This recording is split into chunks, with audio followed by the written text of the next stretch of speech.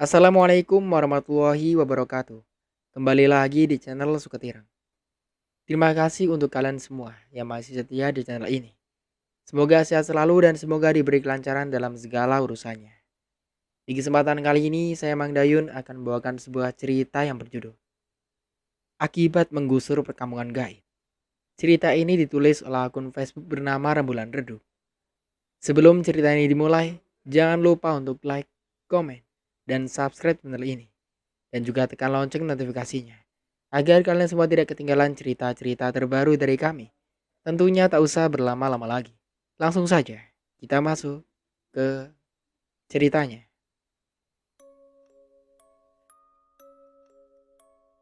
Aku bebersih dan mengganti pakaianku dan setelahnya keluar lagi. Karena teman-temanku masih pada berkumpul di depan. Kulihat bos Anas duduk di kursi ruang tamu, main HP sambil merokok. Bos, kenapa tadi ditelepon gak bisa? Tanyaku. HP-nya mati, habis baterai. Jawab bos Anas fokus ke layar HP. Bos, memangnya tadi bos kemana? Ruang di rumah ini tadi sudah dilihat sampai ke WC dan kamar mandi. Tanyaku. Iya nih bos, kami penasaran. Memangnya sembunyi di mana sih? Sahut Rian. Iya nih, kami juga penasaran. Sahut yang lainnya. Terlihat bos Anas menghirup napas dalam-dalam dan mengembuskannya dengan kasar. Kata saya tidak kemana-mana dan tidak bersembunyi. Ucap beliau serius. Kalian aja yang tidak mencari saya dengan detail. Coba ingat-ingat, tempat mana yang tidak kalian mencarinya? Tidak ada bos. Semua tempat kami cari. Bahkan sampai ke rumah Pak RT, sampai ke masjid. Jawabku. Memangnya di mana kalian menemukan bos Anas? Tanyaku kepada Udin dan semuanya. Tapi mereka masing-masing menggelengkan kepala. Pak Bari juga tidak tahu menahu. Tidak tahu, Riz. Tiba-tiba aja tadi bos Anas sudah duduk di teras sambil mengisap rokok di tempat secangkir kopi panas. Sahut Udin. Setelah kami semua dibuat penasaran, akhirnya bos Anas memberitahu sebenarnya di mana beliau bersembunyi. Dan pernyataan beliau membuat kami sangat kesal. Sedangkan bos Anas kembali menertawakan kami. Memangnya di mana sih Nas? Tanya Pak Bari. Di mobil. Jawab bos Anas singkat. Seketika kami semua mengucapkan istighfar bersamaan. Makanya tundaskan cari yang dekat-dekat dulu. Ucap bos Anas. Memang parkiran mobil tepat berada di samping rumah Pak Ruslan. Tapi kami semua tidak mencari sampai ke dalam mobil. Hanya memastikan adanya mobil bos Anas. Bahwa beliau tidak pulang ke kota. Kejadian dari sore tadi. Saat bos Anas pamit pulang ke rumah Pak Ruslan. Di rumah tidak ada siapapun. Tidak enak berduaan dengan anaknya Pak Ruslan. Berduaan di rumah. Bos Anas memutuskan untuk beristirahat di dalam mobil. Kebetulan beliau juga sedang lagi pusing. Sehabis masuk ke mobil nyalain AC. Minum obat sakit kepala. Dan beliau tertidur sampai cukup lama. Akibat kelelahan beberapa hari ini. Sewaktu bos Anas terbangun. Tiba-tiba rumah Pak Ruslan kosong, tidak ada siapa-siapa. Termasuk anak dan menantu Pak Ruslan. Beliau ke dapur bikin kopi. Dan duduk di teras sambil ngopi. Kebetulan pintu rumah terbuka lebar. Padahal tidak ada orangnya. Sedangkan teman-temanku yang lain masih di rumah Pak Amar. Dan saat itu kami sudah memasuki hutan. Sebelum masuk ke hutan, aku, Rian dan Anti memang sempat mampir sebentar ke rumah Pak Ruslan untuk bersiap-siap. Tapi kebetulan bos Anas belum bangun dari tidurnya. Mobil yang terparkir di samping rumah Pak Ruslan memang lumayan banyak, ada 5 buah mobil. Salah kami juga. Tidak mencari-cari ke mobil, hanya sekedar memastikan saja. Gimana jalan-jalan ke hutan malam-malam? Ada bertemu si Bolong gak? Tanya bos Anas terkekeh. Ada. Aku menatap Anto dan ia menganggukkan kepala. Di mana? Tanya aku. Saat kita di kebun karet. Jawab Anto. Seriusan? Tanya aku. Iya, di balik pohon besar tadi yang menjawab teriakan kita. Jawab Anto. Yang dilihat teman-teman ada yang berdiri tadi ya? Iya. Jawab Anto. Kini kami semua sudah beristirahat di rumah Pak Ruslan. Masing-masing sudah ada yang tertidur sejak tadi. Teman-teman yang lain juga sudah balik ke rumah Pak Amar untuk istirahat. Aku membalut tubuhku dengan selimut yang kubawa dari rumah. Aku sekamar tidur dengan Bos Anas. Tapi Bos Anas di atas ranjang. Sedangkan aku lesan di lantai dan dikasih kasur tipis. Kalau teman-temanku yang lain tidurnya di ruang tamu dan di ruang tengah yang hanya dilapisi karpet. Suasana begudungan sangat dingin. Perut sudah kenyang, badan mulai menghangat. Sangat enak untuk dibawa tidur. Tinggal bersikari lagi melanjutkan pekerjaan yang sangat banyak. Seharusnya pukul 7 kami semua harus mulai bekerja. Tapi berhubung tadi malam masih pada kecapean, diundur menjadi pukul 8. Saat berkumpul makan pagi, terlihat Bos Anas siap untuk pergi ke kota. Katanya ada yang ingin minta tanda tangan beliau. Tak usah cari-cari saya nantinya. Saya mau pulang ke kota dulu. Ucap Bos Anas tersenyum. Berapa lama, Bos? Tanya aku. Suka-suka saya. Saya di sini juga nggak ada kerjaan. Lebih baik saya pulang. Jawab Bos Anas. Terdengar hela napas dari teman-temanku. Padahal di sini Bos Anas bisa membantu kami bersih-bersih semak belukar di lokasi lahan. Dan bisa juga beliau kerja di pembuatan jembatan. Aris, kalau saya sudah balik lagi ke sini, lahan harus sudah bersih dan pepohonan sudah ditumbangkan. Ucap Bos Anas. Berarti lama dong Bos Anas perginya? Ya, ada yang dikerjakan, tapi tergantung sikon. Jawab Bos Anas. Desa Rinjani ini letaknya di paling ujung perkampungan. Memakan waktu 1 jam lebih untuk bisa sampai di kecamatan yang banyak rumah-rumahan warga. Sebelum desa Rinjani ini harus melewati hutan dan perkebunan karet sepanjang jalan. Bukan hanya kebun karet, tapi ada kebun jagung, tebu, dan kebun pisang. Di sepanjang jalan juga ditemani hijaunya pegunungan yang memanjakan mata. Memasuki desa Rinjani ini, setiap sudutnya sangat indah. Cocok banget buat foto-foto. Tapi dari inti tempat wisatanya, yaitu Sungai Rinjani yang bersih itu. Berani Bos pulang sendirian? Tanyaku. Berani? Siang mana ada hantu? Jawab Bos Anas terkekeh. Kalau ada apa-apa, langsung telepon saya ya Bos. Pintaku. Memang kalau siang tidak ada hantu. Tapi aku mengkhawatirkannya pergi sendirian melewati jalanan yang sepi, yang sama sekali tidak ada rumah warga. Sangat bahaya kalau ada begal. Makanya kalau pergi keluar kota dari desa ini harus ada yang menemani. Tidak diperbolehkan sendirian. Tenang aja, saya sudah sering bolak-balik ke sini sendirian. Jawab Bos Anas yang sembari menghisap rokok. Kami semua pun sudah bersiap untuk bekerja. Terlihat dari kejauhan tim pembuatan jembatan juga sudah mulai beraktivitas. Teman-temanku pergi lebih dulu ke lokasi lahan untuk menebangi pohon serta membersihkan semak belukar. Aku menunggu Bos Anas pergi dahulu, baru bisa berangkat ke lokasi. Bos Anas terlihat sangat senang sekali. Entahlah tanda tangan apa yang beliau maksud. Bos mau saya antar aja? Tanyaku menawarkan diri. Gak usah, kerjakan yang di sini aja. Jawab Bos Anas yang sudah bersiap pergi. Mesin mobil dinyalakan terlebih dahulu, yang sudah beberapa hari tidak dipakai.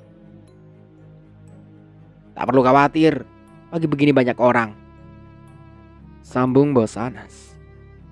Aku duduk di teras rumah, menikmati pagi hari yang sangat dingin. Matahari belum terlihat, karena ditutupi awan hitam yang menggumpal. Semalaman rintik hujan selalu turun dan baru berhenti sekitar pukul 7 pagi. Aku tidur sangat nikmat, walaupun beberapa kali terbangun ingin buang air kecil, karena cuaca yang dingin. Untungnya WC Pak Ruslan berada di dalam rumah.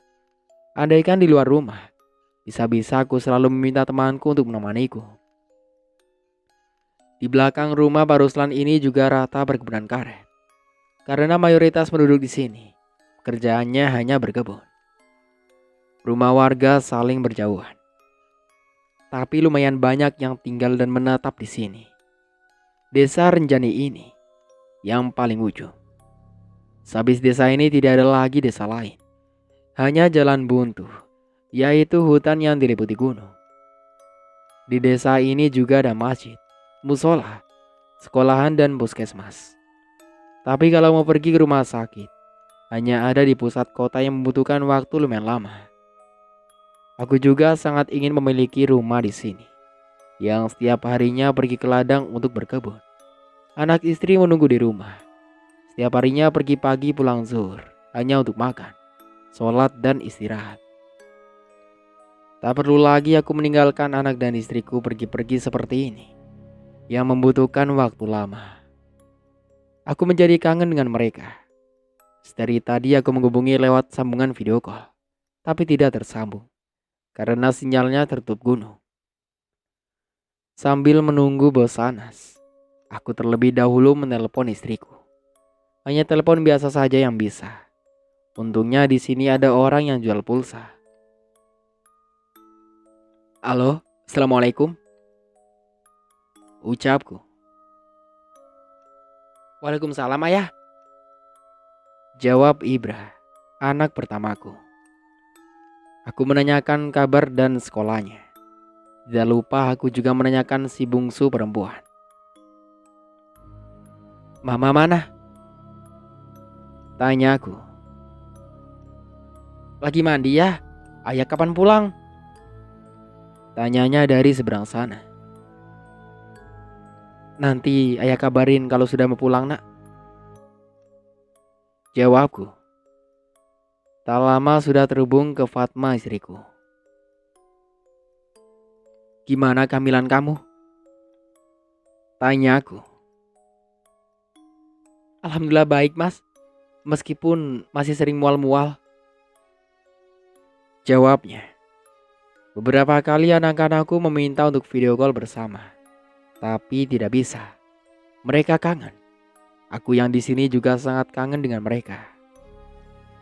Kepastian untuk pulang belum ada, karena masih banyak urusan di sini. Aku mengakhiri panggilan telepon itu yang cukup mengobati rasa rindu. Alhamdulillah hatiku kembali senang setelah mendengar suara mereka yang mengucapkan selamat bekerja. Sangat menjadi penyemangatku. Jam sudah menunjukkan hampir pukul 9. Bos Anas belum juga berangkat. Entah apa lagi yang dipersiapkan beliau di dalam. Tidak lama Pak Bari datang untuk menemui Bos Anas. Katanya ingin dibawakan oleh-oleh dari kota nanti. Kalau sudah keluar dari desa Renjani ini, maka akan membutuhkan waktu berjam-jam untuk sampai di rumah Bos Anas. Kebetulan rumah kami tidak terlalu berjauhan. Aku juga sering berkunjung ke rumah beliau, membawa anak-anakku jalan-jalan. Jujur saja aku sangat iba dengan Bos Anas itu. Hidup sendirian di rumah besar. Dan rumah beliau itu pun juga sangat jarang beliau tiduri. Karena beliau juga sibuk pergi-pergi ada urusan. Tak ada istri untuk jadi pendengar saat berkeluh kesah. Apalagi anak. Sebenarnya minimal punya istri dulu, untuk menemaniku masa-masa sekarang ini. Tapi beliau tidak mau. Alasannya juga tidak tahu. Tapi Bos Anas terlihat sangat senang dan bahagia walaupun sendiri. Kalau aku menjadi Bos Anas, mungkin sangat tampak. Bos Anas memiliki harta yang banyak. Punya toko juga ada. Ibaratnya sangat mapan untuk bersanding dengan seorang perempuan. Beberapa kali kutanyakan kenapa beliau tidak kunjung menikah lagi. Tapi beliau hanya tertawa saja. Almarhumah istri beliau juga sudah lama sekali meninggal dunia. Pernah kutanyakan kepada beliau, kenapa beliau sangat tahan tidak menikah. Waktu itu aku berucap, "Bos, kenapa tidak menikah? Apa bos sering jalan di luar? Makanya seperti tidak memerlukan istri lagi?" Tanyaku dengan tatapan serius. Bos Anas hanya tertawa sambil geleng-geleng kepala.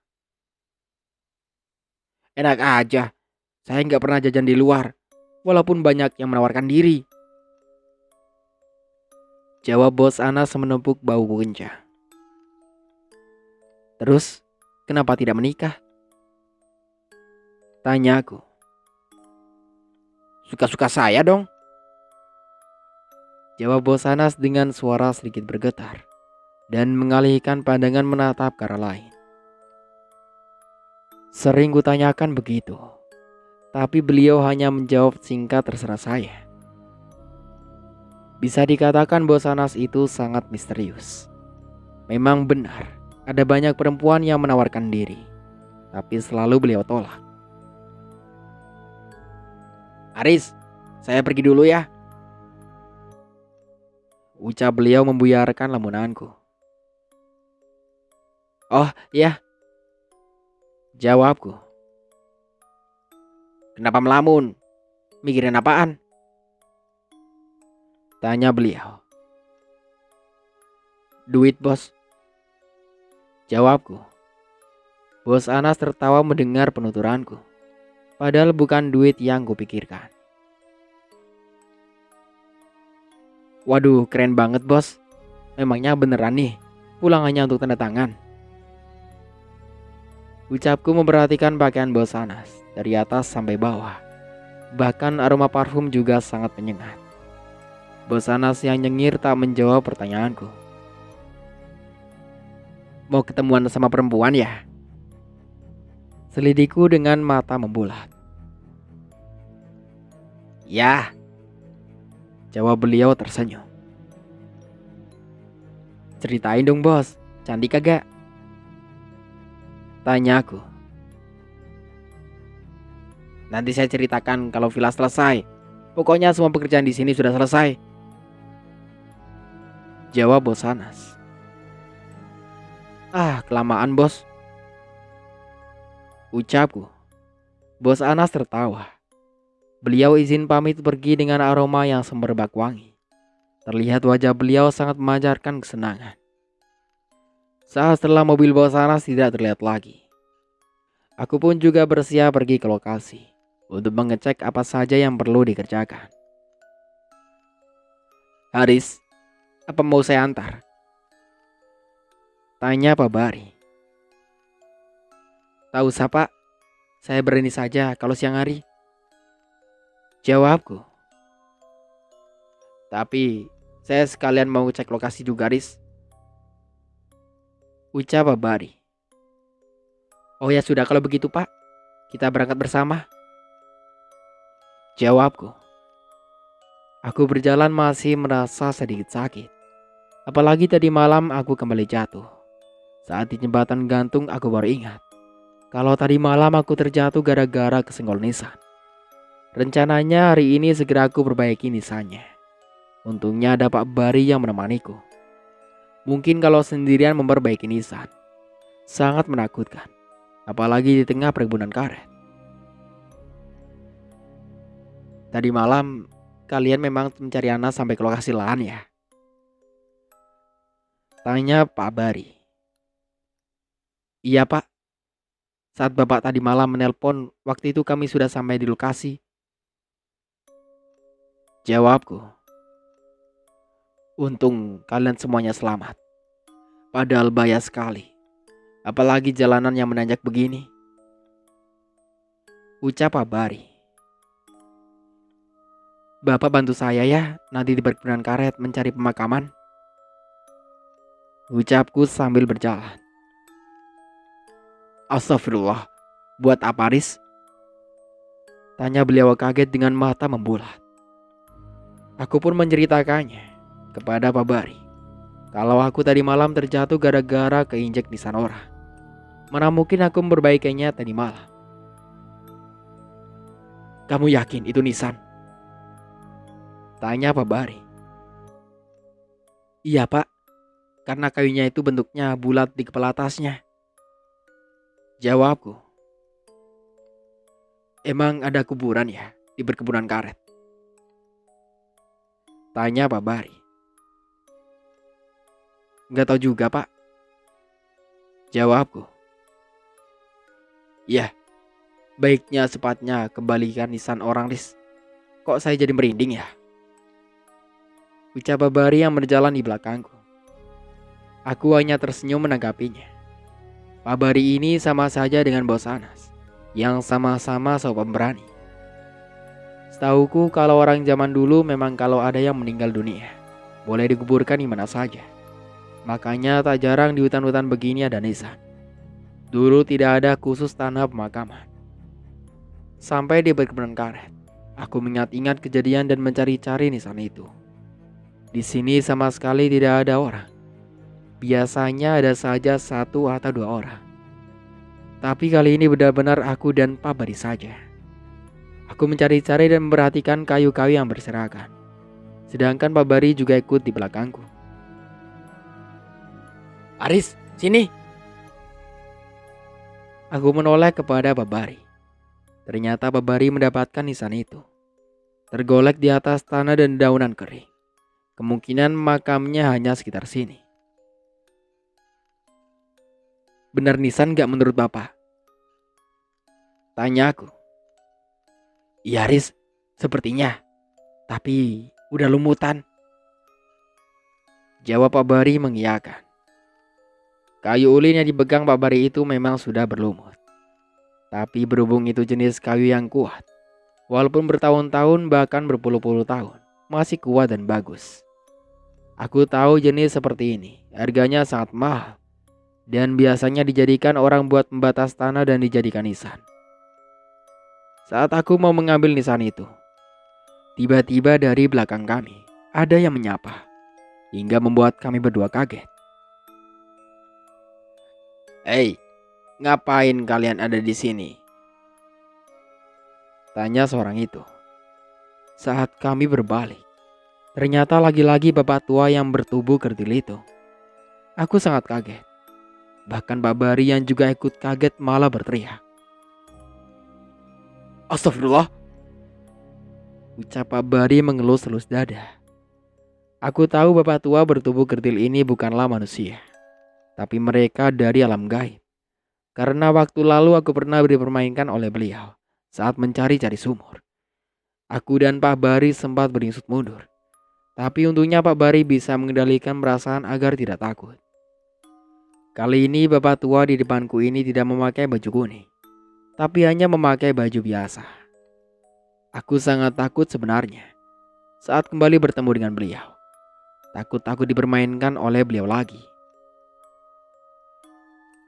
Ini Pak, tadi malam Maris kesenggol nisan, tapi kami tidak menemukan makamnya. Ucap Babari tersenyum santai. Oh, sini. Biar saya saja yang meletakkannya kembali. Pinta bapak itu. Oh, terima kasih banyak Pak. Ucap Babari sambil menyerahkan nisan itu. Ngomong-ngomong, nama bapak siapa? Tanya Pak Bari ingin berkenalan. Panggil saja Pak Yusuf. Jawab beliau. Oh iya, saya Saubari, biasa dipanggil Bari. Mau ke ladang ya Pak? Tanya Pak Bari. Tidak, mau pulang. Jawab Pak Yusuf itu singkat. Oh, mau pulang habis datang dari kebun ya? Di mana rumah Bapak? Tanya Pak Bari. Aku yang duduk di samping Pak Bari sangat tidak enak perasaan saat Pak Bari menanyakan detail rumah Pak Yusuf itu. Pak Bari memang suka berkenalan dengan orang-orang baru. Beliau juga mudah akrab dan ramah. Cara bicara beliau sangat lembut. Tidak seperti Bos Anas yang sangat cuek. Bahkan tersenyum pun sangat susah.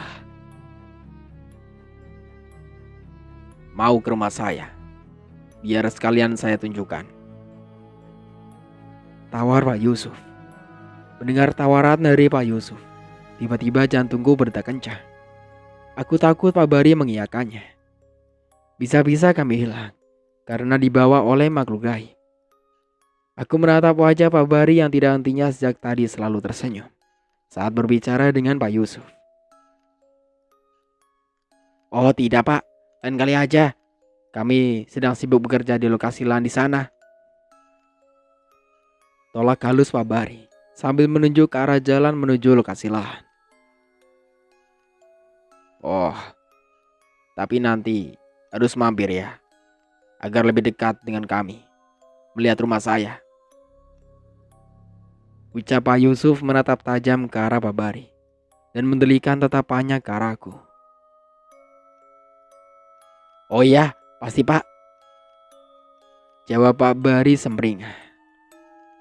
Tidak lama kami berpamitan lebih dulu, karena teman-teman di lokasi lahan tidak ada yang mengawasi. Takutnya mereka malah malas-malasan. Aku berjalan lebih dulu di depan Pak Bari. Aku sangat takut untuk melihat ke belakang. Sedangkan Pak Bari selalu mengoceh tanda beliau senang bisa berkenalan dengan warga sini. Riz, kenapa tadi kamu seperti tidak suka saya berbicara dengan Pak Yusuf? Kau takut ya gara-gara tubuh beliau pendek? Tanya Pak Bari. Enggak, jawabku singkat. Lain kali jangan bertingkah begitu. Ini kampung orang, Riz. Ucap Pak Bari. Aku tak mendengarkan penuturan dari Pak Bari. Sepanjang jalan beliau selalu mengajakku mengobrol-ngobrol. Tapi aku hanya menanggapinya singkat iya dan tidak. Terlihat dari kejauhan teman-temanku sedang pada duduk bersantai. Saat melihatku datang, mereka langsung berlarian ke arah berbeda. Berpura-pura sibuk menebas-nebas. Pantas saja Bos Anas tidak percaya dengan mereka. Ternyata benar, kata Bos Anas. Teman-temanku semuanya pemalas, tapi ingin dapat gaji gede. Aku pun juga sangat repot hanya mengawasi mereka bekerja setiap harinya. Aris datang. Ucap Udin tersenyum. Gimana kerjaannya? Udah selesai ya? Tanyaku. Sisa sedikit lagi, Riz. Di ujung belum. Sahut Rian, menunjuk ke ujung dekat pohon angker itu. Oke, jawabku sambil mengacungkan jempol. Teman-temanku ini takut kepadaku. Karena duit gaji aku sendiri yang memberikannya langsung. Dan aku pun juga berbaik hati untuk meminta tambahan kepada Bos Anas agar mereka masing-masing mendapatkan bonus. Mereka bisa saja juga kutendang dari pekerjaan ini, karena aku sendiri yang merekrut mereka. Dan aku juga yang suka hati untuk memberhentikan mereka kalau kinerja mereka kurang baik. Makanya aku ditakuti oleh teman-temanku ini, karena mereka bisa mendapatkan gaji yang lumayan besar. Bos Anas sangat percayai masalah keuangan gaji buat para pekerja, uang makan, dan bonus lainnya. Makanya aku sangat senang bekerja dengan Bos Anas yang tidak susah mengeluarkan uang demi kami. Tak mungkin aku mengkhianati Bos Anas dan meninggalkan beliau. Ada banyak kebaikan beliau yang tidak pernah kulupakan. Jangan aneh melihatku yang sangat mengkhawatirkan Bos Anas tadi dan mencari beliau di hutan ke lokasi lahan, karena kebaikan beliau yang tidak dapat kubalas. Udah pada minum ya? Tanyaku pada Udin. Udin nyengir kuda sambil melirik teman-temannya lain. Udah Riz, tadi istirahat sebentar. Jawab Udin sembari berjalan meninggalkanku. Aku berbincang-bincang dengan Pak Bari, merencanakan penebangan pohon-pohon di sini. Kemungkinan kami akan menggunakan mesin chainsaw atau senso dan kapak besar. Kalau sudah selesai, istirahat saja dulu. No ada kue. Ucapku sambil menunjuk resek kue yang kubawa dari tadi. Mereka semua mendekat sambil nyengir dan kembali duduk. Aku dan Pak Bari melihat-lihat sekitar. Pak Bari sangat memperhatikan pohon-pohon yang nantinya akan ditebang. Kami berjalan berdua menuju pojokan lahan tepat berdirinya pohon angker itu. Besar banget nih pohon, ucap Pak Bari sambil menepuk-nepuk batangnya. Iya Pak, jawabku singkat sambil memegangi tengkuku. Enak nih dingin di sini buat bersantai, ucap Pak Bari. Kami melihat-lihat sekitar. Dari kejauhan teman-temanku memperhatikan kami berdua. Aku tahu mereka tadi sangat terkejut atas kedatanganku. Pohon kelapa ini, siapa yang nebang nantinya? Rian Pak, dia jago mengira-ngira jatuhnya nanti, jawabku. Banyak banget juga pohon kelapanya, mana tinggi-tinggi lagi, ucap Pak Bari. Cukup lama kami melihat-lihat. Setelahnya kami bergabung dengan teman-temanku yang bersantai di bawah pohon sambil menikmati kue-kuean. Kali ini tidak ada lagi kue ketan. Aku sebenarnya dipinta untuk membawa, tapi kutolak karena takut kejadian lagi. Riz, ini udah selesai. Udah bersih ke ujung-ujung. Terus ngapain lagi? Tanya Udin. Kita pulang dulu, istirahat. Nanti sesudah makan dan sholat zuhur baru mulai menebang pohon kelapa, jawabku. Kami semua pulang dan kembali melanjutkan sesudah sholat zuhur. Kalau siang begini kami semua memang tidak takut. Tapi kalau sore atau malam, awalnya seperti berbeda. Riz, Bos Anas jadi pulang ke kota ya? Tanya Rian.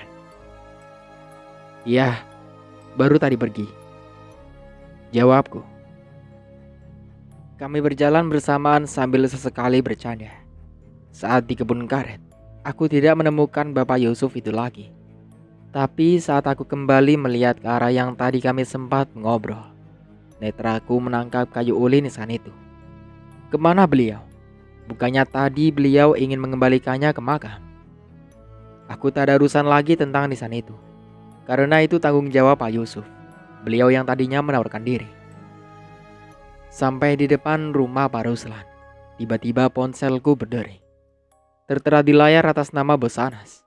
Kenapa beliau? Halo bos, tanya aku. Riz, ini di depan saya ada pohon tumbang. Saya tidak bisa lewat. Apa kalian bisa kesini bantu mindahinya? Di sini sama sekali tidak ada orang yang lewat, Riz, ucap Bos Anas.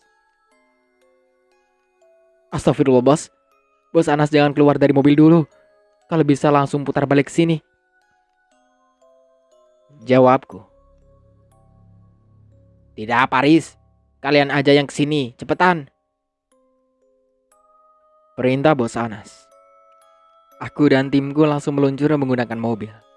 Saat di mobil, aku kembali menelpon Bos Anas, di mana keberadaan beliau sekarang. Bos, di mana? Di kebun karet, cepat,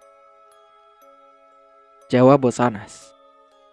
Lumayan jauh ternyata Bos Anas. Mana di sana sepi banget.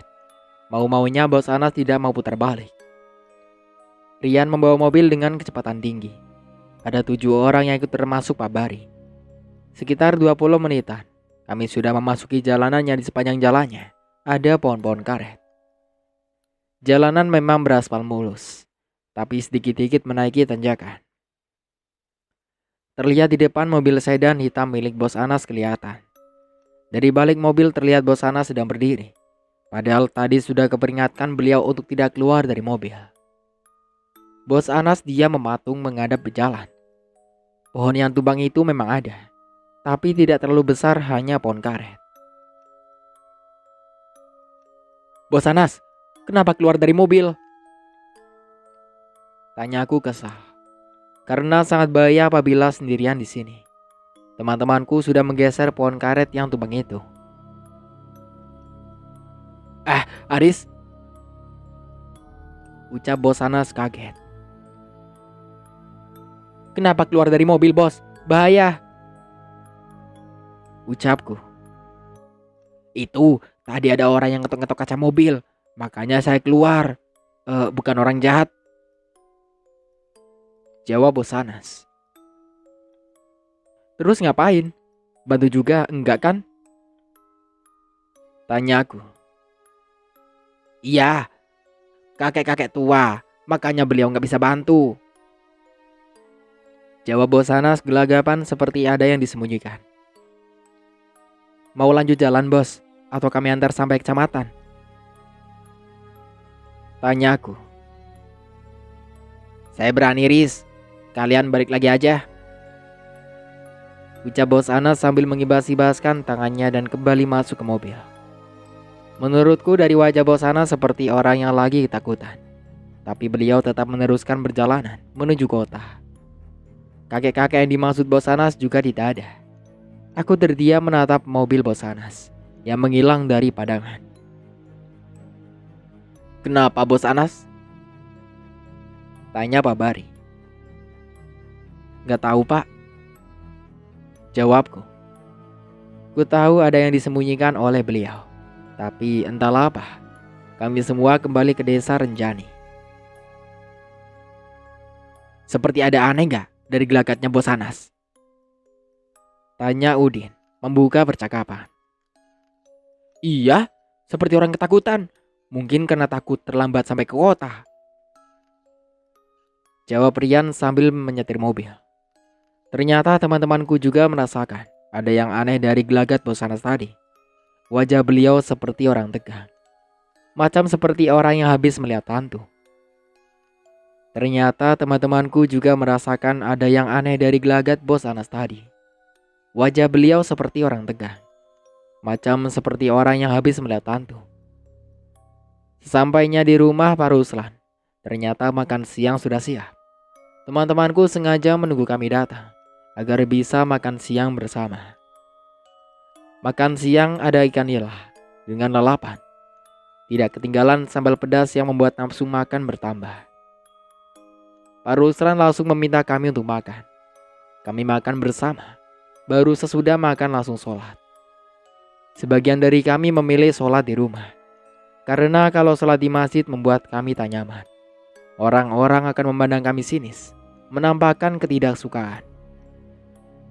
Dari cerita yang kudengar dari Bos Anas, wajar saja orang di sini tidak menyukai pembangunan seperti villa, karena akan merusak keasrian pegunungan di sini. Satu villa berdiri maka akan ada villa-villa lainnya.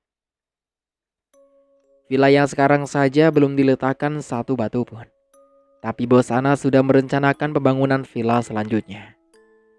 Dengar-dengar bukan Bos Anas saja yang melihat ladang duit di sini, tapi ada beberapa pengusaha yang lain juga. Tapi hanya Bos Anas yang bisa mendapatkannya lebih dulu. Walaupun harga tanahnya dihargai sangat tinggi, tapi tidak masalah bagi Bos Anas, karena harga tanah semakin tahun akan bertambah mahal. Riz, sholat di mana? Tanya Rian. Di rumah, jawabku singkat. Sesudah sholat tidak lama kami langsung pergi ke lokasi. 2 mesin chainsaw kami bawa dan beberapa buah tali panjang. Aku memerintahkan untuk menebang pohon kelapa terlebih dahulu, karena jumlahnya pohonnya lumayan banyak.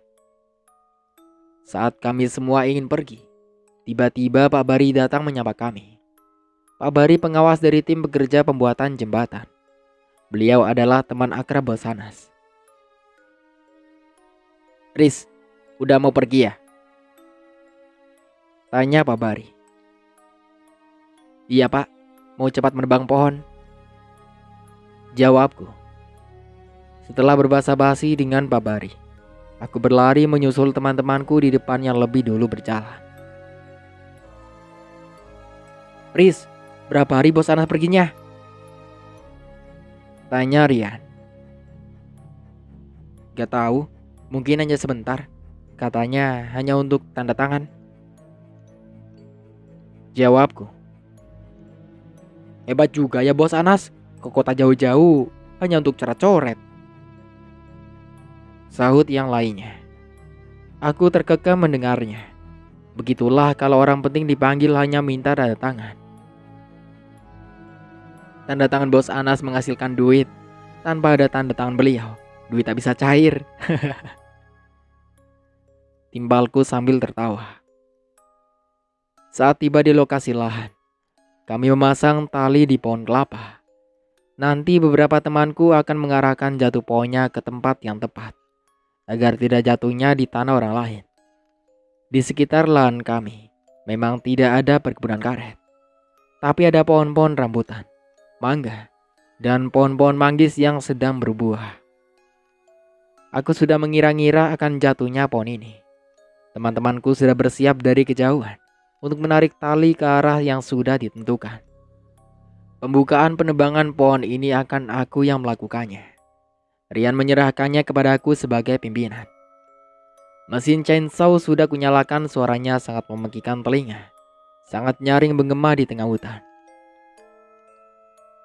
1, 2, 3, dan brok. Satu pohon kelapa sudah ditumbangkan. Dari kejauhan teman-temanku menariknya sambil berlarian. Aman. Jatuhnya tepat dengan apa yang kurencanakan tadi. Awal yang bagus berjalan mulus. Kami tidak melanjutkan penebangan berikutnya. Tapi kami terlebih dahulu memotong-motong pohon kelapa. Aku langsung duduk dan memperhatikan teman-temanku bekerja. Gimana Riz? Lama nggak nebang pohon? Ucap Rian. Iya, udah lama. Jawabku. 3 pohon kelapa sudah ditumbangkan. Hari semakin sore. Kurasa sudah cukup untuk bekerja saat ini. Kami bersiap-siap pulang. Pohon kelapa yang kami potong-potong tadi kami rapikan terlebih dahulu dan istirahat sejenak sambil minum-minum. Kami sangat menikmati minum air kelapa muda yang baru saja pohonnya kami tumbangkan. Lumayan, banyak buahnya, hingga cukup untuk kami 21 orang ini. Bahkan kami juga membawa pulang ke rumah Pak Ruslan agar bisa dibagikan ke beliau juga. Ini baru 3 pohon. Nanti besoknya adalah puncak penebangan pohon kelapa yang banyak. Jam menunjukkan pukul 5 sore. Kami semua bergegas meninggalkan lokasi lahan. Takut saat maghrib tiba kami masih di jalan. Ingat ya Riz, kalau kamu melihat bos Anas lagi di hutan ini, berarti bukan asli bos Anas, karena beliau mungkin sekarang sudah sampai kota. Gurau salah satu temanku. Aku tak menyaut gurauan dari mereka yang dibarengi dengan gelak tawa. Aku kepikiran dengan bos Anas. Sejak tadi beliau tidak ada menghubungi memberi kabar kalau sudah sampai di kota. Aku mengecek ponselku yang sejak tadi sedang sibuk, tapi tidak ada pemberitahuan panggilan telepon masuk. Aku pun berinisiatif kalau sudah sampai rumah akan menghubungi bos Anas terlebih dahulu. Lokasi lahan, hutan, perkebunan karet, hutan, baru jembatan gantung. Setiap harinya akan kami lalui jalanan ini. Karena jalan punya kami belum selesai jembatannya, yang entah kapan baru selesai. Kami melewati perkebunan karet yang luas. Setiap kali aku melewati kebun ini, bawaannya selalu merinding. Mungkin berhubung di sini gelap, karena pohon karet yang sangat banyak berbaris rapi menutupi langit. Sore ini ada banyak monyet-monyet yang bergerombolan turun ke bawah, menghalangi jalan kami. Untungnya semakin kami mendekat, para monyet itu berlarian. Terdengar pepohonan yang berbunyi, karena digoyangkan oleh monyet. Suaranya saling bersahutan dan berlarian di dahan-dahan. Banyak banget ya, ucap Udin. Mana serem lagi muka monyetnya, sahut yang lain sambil tertawa. Ngeri banyak banget, timpal Rian. Kali ini kami pulang dengan mulus, tanpa ada gangguan ataupun yang suka jahil. Sampai rumah aku langsung menelpon bos Anas. Terhubung, cuman tidak diangkat. dan yang kedua kalinya baru diangkat. "Halo bos, udah sampai?" tanya aku. "Udah, baru sampai rumah ini. Ini lagi makan," jawab bos Anas di seberang sana. "Ada apa, Riz?" "Tidak apa bos, cuman ingin menanyakan itu saja," jawabku sembari mengakhiri panggilan telepon. Syukurlah, beliau sudah sampai rumah dengan selamat. Aku langsung mandi bersamaan dengan teman-temanku. Kebiasaan kami mandi di sungai. Saat mandi, di masjid terdekat sudah terdengar azan. Kulihat teman-temanku dari pekerja jembatan juga sama-sama mandi di sungai. Tapi jaraknya lumayan jauh. Rencananya aku habis maghrib kembali menelpon bos Anas, menanyakan tentang pohon yang ada penunggunya itu, dan meminta bos Anas kembali mendatangi ustadz yang bisa mengusir orang-orang penghuninya. "Riz, enak banget nih berendam di sini," ucap Rian. Kulihat teman-temanku sangat menikmati mandi di sungai. Mereka mandi duduk berbautan dan ada juga yang menceburkan badan di tengah-tengah sungai. Airnya sangat dingin dan jernih.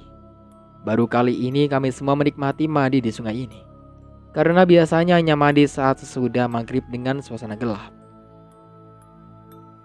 Kami tidak menghiraukan suara azan yang mendayu-dayu di masjid dan musola. Kami sedang asik mandi sambil bergurau bersama-sama. Suara kami yang nyaring tertawan bercampur menjadi satu antara azan, gemuruh air sungai dan tawa bahagia kami.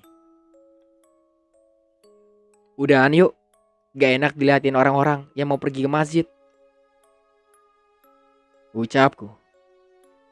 "Santai aja Riz, terserah kita dong mau mandi di sini. Sungai ini kan umum," sahut salah satu temanku. "Iya, tapi kalau bisa jangan teriak-teriak atau tertawa nyaring. Bisa mengganggu orang nantinya, apalagi ini maghrib," jawabku. Terlihat dari jarak lumayan jauh, teman-teman dari tim pembikin jembatan sudah pada naik ke atas. Aku pun akhirnya juga mensudahi mandiku, karena aku takut terulang lagi kejadian aku bertemu perempuan yang seram itu. "Udah selesai mandinya?" sapa Pak Bari. "Iya Pak, ini mau naik ke atas. Udah dingin banget. Bapak baru mau mandi?"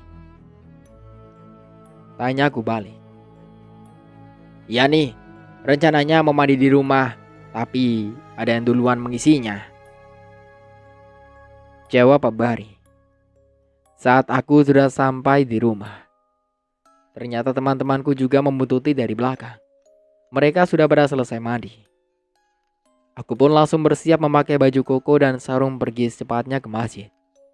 Terdengar di masjid, imam sudah membacakan surah. Aku bergegas dan berlari ke masjid yang jaraknya tidak jauh dari rumah Pak Amar. Saat aku berlari mengejar rakaat sholat di masjid, tiba-tiba dari jauh aku melihat Pak Bari mandi sendirian. Tapi sesekali beliau tertawa. Kepala beliau sesekali manggut-manggut dan tersenyum. Dari jauh, aku bisa melihat Pak Bari seperti orang yang sedang mengobrol. Kelihatan dari mulut beliau. Tidak ada siapapun di sana. Kuperhatikan lebih jelas, hanya ada bebatuan besar.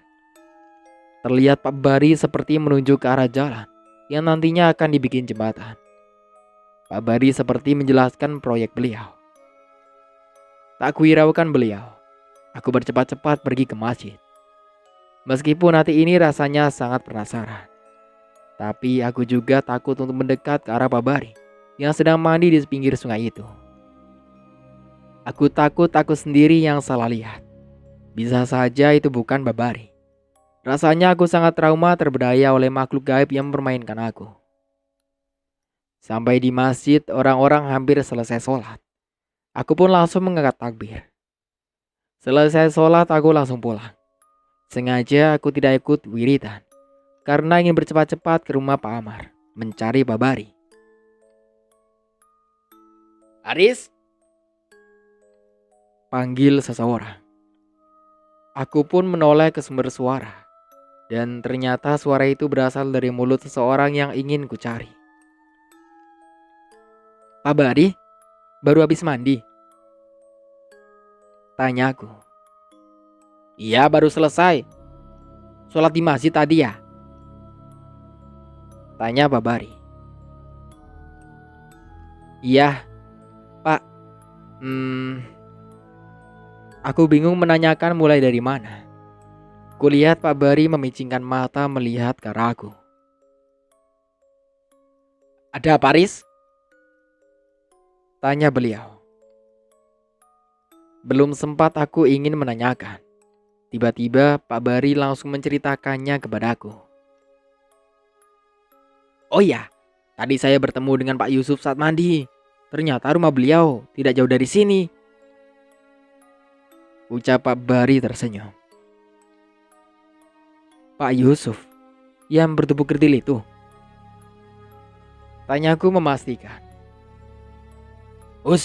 Gak boleh bilang beliau bertubuh pendek. Nama beliau Pak Yusuf. Tegur Pak Bari. Oh, maaf. Jawabku. Riz, nanti kita mampir ke rumah beliau ya. Saya gak enak dari tadi beliau terus memaksa saya untuk mampir. Ucap Pak Bari seperti merasa bersalah. Aku sangat terkejut mendengar penuturan dari Pak Bari. Ini yang kedua kalinya Pak Bari diberi tawaran untuk mampir ke rumah Pak Yusuf itu. Gak usah lah Pak, kita gak kenal. Ucapku saat melihat Pak Bari pergi dari hadapanku.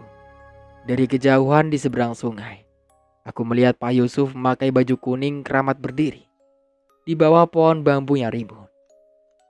Mata kami saling tatap. Terlihat jelas beliau menyunggingkan senyum sinis dengan sudut bibir sebelah kiri terangkat. Beliau berjalan masuk ke rimbunan pohon bambu dan menghilang. Aku langsung balik pulang, rencananya aku ingin mampir dulu ke rumah Pak Amar. Tapi urung, karena sudah ketemu dengan Pak Bari. Untuk sementara aku cukupkan dulu ceritanya sampai di sini. Sampai jumpa kembali di part berikutnya. Saya Mang Dayun pamit undur diri. Kurang lebihnya mohon maaf. Wassalamualaikum warahmatullahi wabarakatuh.